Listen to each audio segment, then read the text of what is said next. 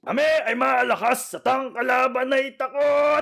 Kami ay malakas sa tang kalaban ay takot. Kalaban din si Douglas dahil siya'y isang supot. Kalaban din si Douglas dahil siya'y isang supot. Si Sergeant malakas at pogi pa na magaling. Si Sergeant malakas at pogi pa na magaling. Kaso din ngayon makita kasi siya'y isang duling. Give me 200 push-ups, Private! Maayos naman kami dito, Aubrey. Di naman gano'ng mahirap yung training.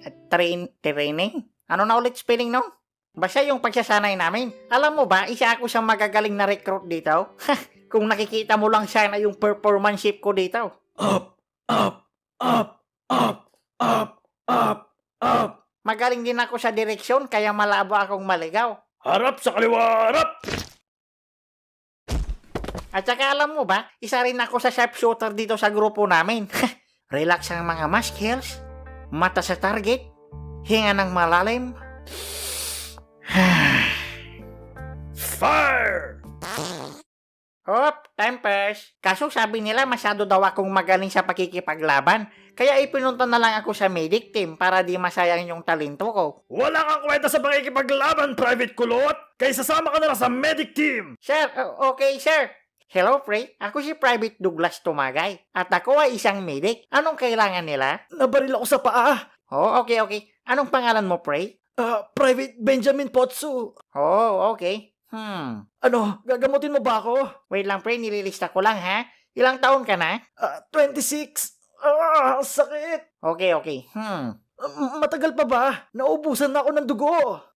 Okay. Bali, ang gagawin mo, magpasting ka from 8 p.m. to 12 p.m. Pero importante pa rin uminom ka ng tubig, okay? Pag di naman gumana sa'yo, mag-berry fasting ka, okay? Gawin mong buong araw. Tapos bago ka naman mag-workout, make sure na kumakain ka ng carbs 1 hour before ka mag-gym. Lagi mo lang i-hit yung daily protein intake mo at dapat 7 to 8 ang tulog mo for muscles recovery, okay?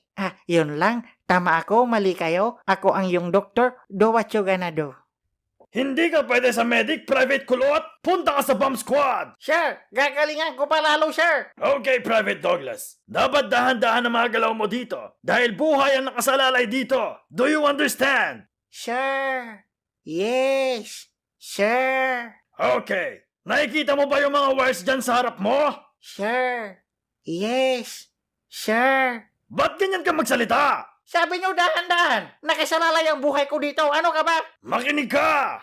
Okay, sir. Bawat wires na nakikita mo dyan ay nakamamatay. Kailangan mong gupitin isa-isa ang mga wires na yan. Pero dapat maayos ang pagkakasunod-sunod. Kung hindi, sasabog sa mukha mo yan. Do you understand? Sir, yes, sir. Nakikita mo ba yung red na wire dyan? Red? Gugupitin mo yung red. Okay, gugupitin ko na. Teka lang. Sabi niyo gugupitin ko na. Makinig ka muna. Okay, sir. Una mong gugupitin yung red.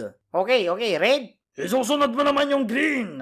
Okay, susunod yung green. Panghuli naman yung yellow. Okay, yung yellow. Ulitin mo nga. Ano ka ba, sir? Hindi na ako bata. Sanay na ako sa putok, no? Halata nga. Amoy ka namin eh. Okay. Cut. Aubrey, wala ka bang ibang gusto sa lalaki?